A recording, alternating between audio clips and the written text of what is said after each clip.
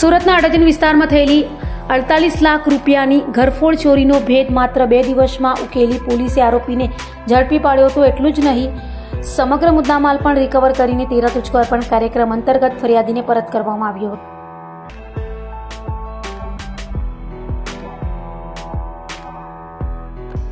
સુરતના અડાજણ વિસ્તારમાં ગત 18 મે 2026ના રોજ 48 લાખ રૂપિયાની ઘરફોડ ચોરીની ગંભીર ઘટના બની હતી.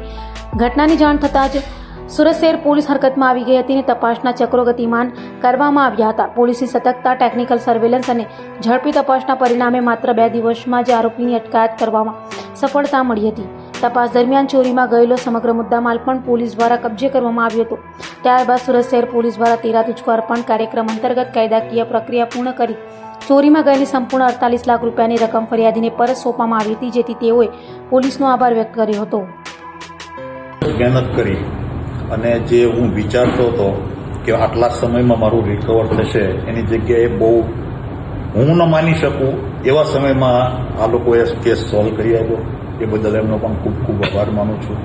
બીજું કે સાહેબ, 18/5 મારા ઘરે 2 થી 3 વાગે ઇન્સિડન્ટ બન્યો. મારી દીકરીએ 3 ને 5 કે 10 112 પર ફોન કર્યો.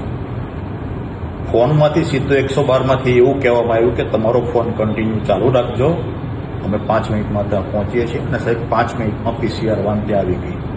પણ એકચ્યુઅલી તો સ્ટ્રેસમાં હતો. સાહેબે મને સાંત્વના આપી, પણ મને વિશ્વાસ નહીં હતો સાહેબ, દિલથી કહું તો એમ.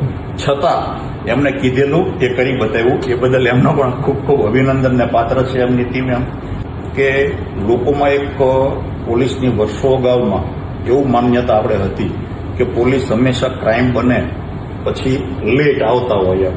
પણ મારા કેસમાં હું દિલથી એવું કહી શકું કે તમે જ્યાં સુધી અનુભવ નથી કર્યો પોલીસનો, ત્યાં સુધી તમને ખ્યાલ નથી કે આ લોકો કેટલી સ્પીડમાં ને કેટલું ફ્રેન્ડલી વાતાવરણમાં સરસ કામ કરી આપે છે આપણને. ખૂબ ખૂબ આભાર બધાનો, આપને આપની